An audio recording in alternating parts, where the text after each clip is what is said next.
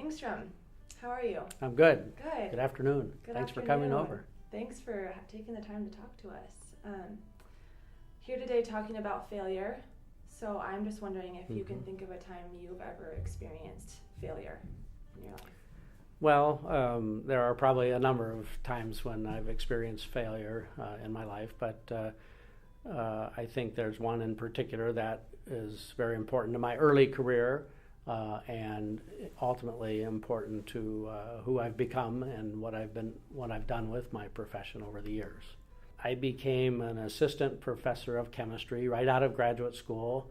I was pretty young, about 27 years old, and entered my career as an assistant professor with a lot of energy and determination, and I was ready to take on the world. And so part of that was my interest in doing research, and so I had been involved in research as a graduate student, as an undergraduate student, and I was very eager to get a research career started to complement my teaching program at the university that I started at. And so the National Science Foundation is the agency, or at least one of the agencies, responsible for funding research programs of people early career and late career as well.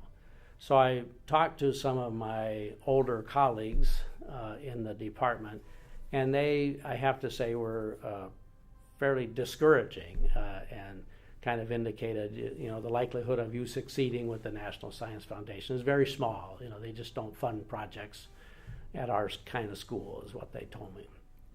And so that wasn't a very encouraging way to get started. But nonetheless, I went ahead and I wrote a research proposal to the National Science Foundation.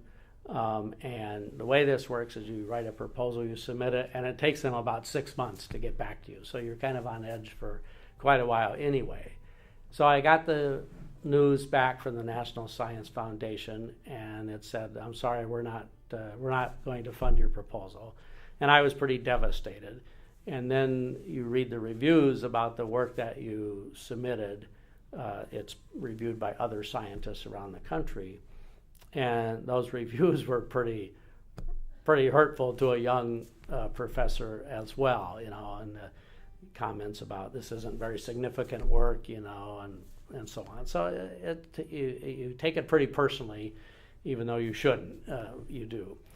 And so I was fairly devastated by that, but at the same time I was determined not to let that hold me back, and I wasn't going to sort of succumb to this attitude at the time that there's no way you can get funded from the National Science Foundation.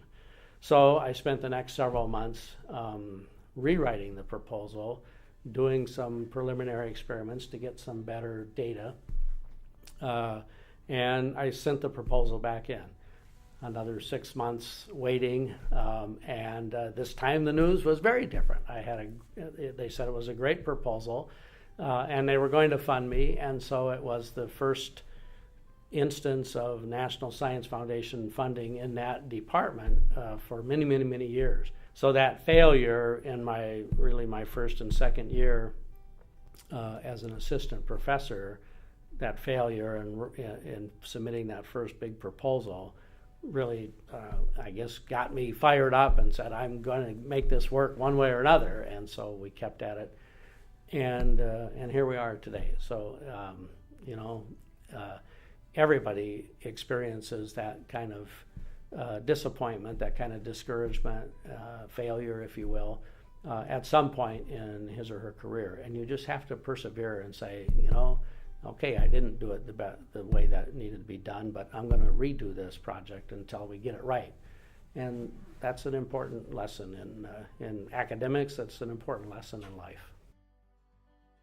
How important do you think failure is to success?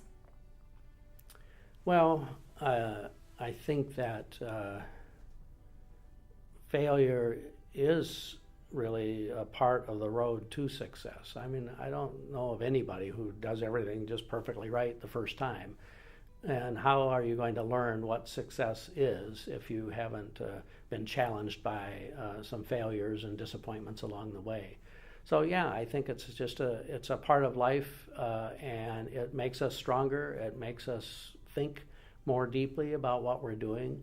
It makes us realize that there's always more to learn and we can always improve. So failure, whether big or small, I think as long as you can pick yourself up from that experience and say, okay, I'm going to learn from this and I'm going to do it better next time, then it strengthens all of us.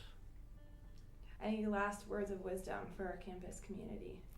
I think that this is such an interesting and complex place that there are opportunities for successes and for failures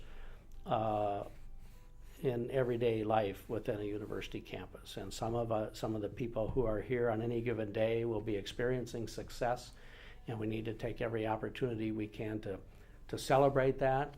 And on that same day, other people will be experiencing failure or disappointment. And we need to be there for each other and encourage each other and say, okay, that didn't work quite the way you planned, or it didn't turn out the way we wanted it to.